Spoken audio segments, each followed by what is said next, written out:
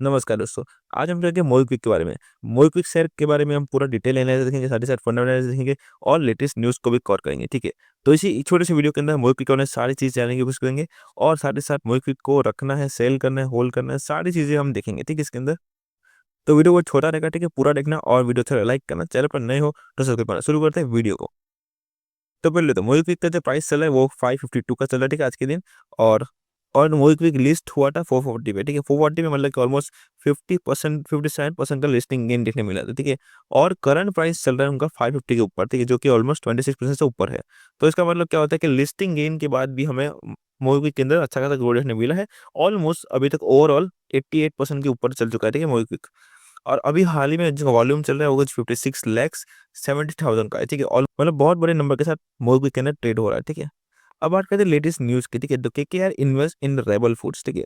KKR ने बहुत अच्छे नंबर से, बहुत अच्छे बड़े अमाउंट से इन्वेस्ट किया है रेबल फूड्स के अंदर। इसका बेनिफिट इनको मिला है और इसकी वजह से आज के दिन मोबिक्विक के अंदर थोड़ा-सा प्राइस ग्रोइन हुआ, ठीक है। अब देखते हैं क्यों ऐसा हुआ?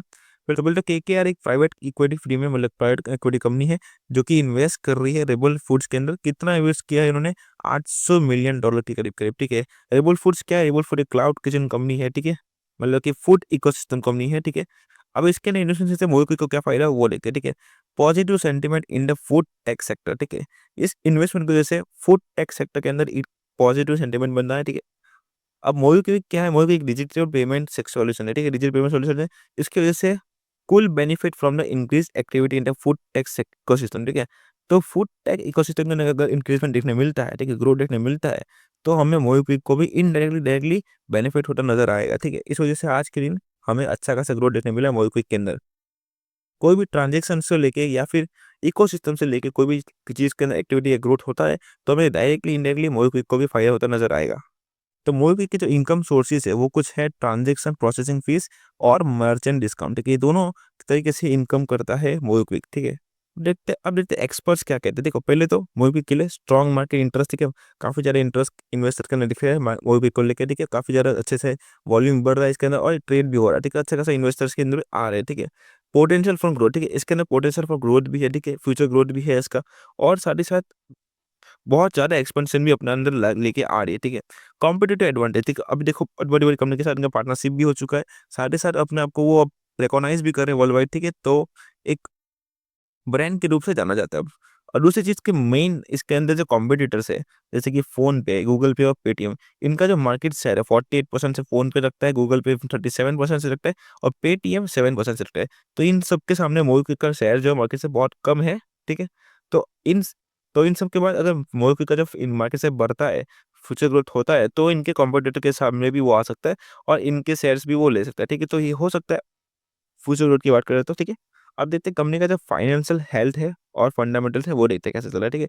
तो पहले तो कंपनी का रेवेन्यू ग्रोथ देखो, MobiKwik has shown consistent revenue growth in the recent year, ठीक है। मतलब कि कुछ साल से मोबिक्विक ने अच्छा खासा कंसिस्टेंट रेवेन्यू ग्रोथ दिखाया है, ठीक है। अच्छा खासा नंबर से रेवेन्यू ग्रोथ हुआ है। Between the FY22 and FY24, the company report a 3 years average revenue growth of the approx 29% per annum, ठीक है। मतलब कि FY22 और FY24 के अंदर कंपनी ने रिपोर्ट किया है ऑलमोस्ट 3 ईयर एवरेज रेवेन्यू जो कि 29% पर ईयर, ठीक है। रेवेन्यू तो अच्छा जनरेट कर रहा है। अब देखते हैं प्रॉफिटेबिलिटी। देखो company MobiKwik has a historical struggle with the profitability, मतलब कि कुछ सालों से कंपनी जो है प्रॉफिटेबल की होने में बहुत मुश्किल हो रहा है, ठीक है। बहुत स्ट्रगल कर रहा है, ठीक है।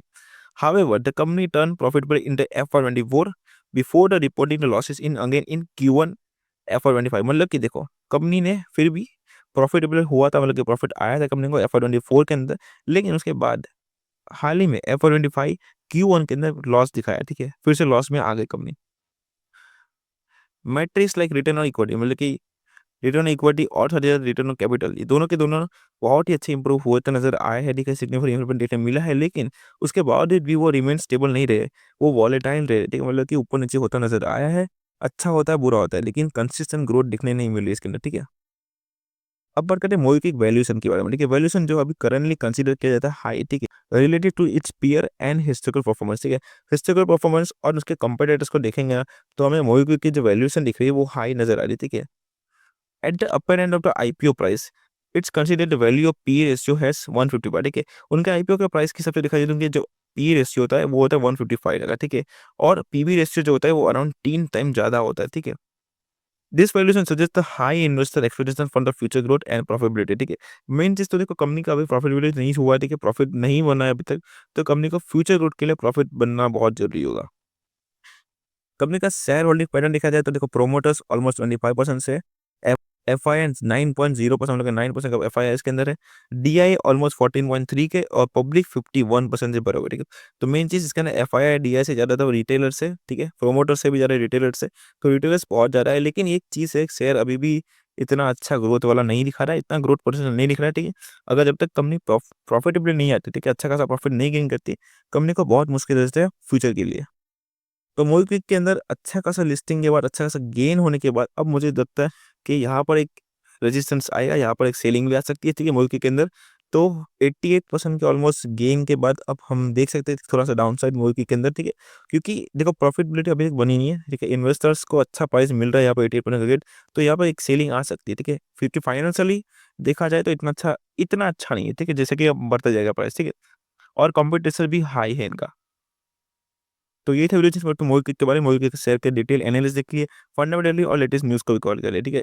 तो ऐसे ही एनालाइज़ वीडियो देखने के लिए चैनल को सब्सक्राइब कर देना और वीडियो को लाइक कर देना। मिलते हैं अगले वीडियो में।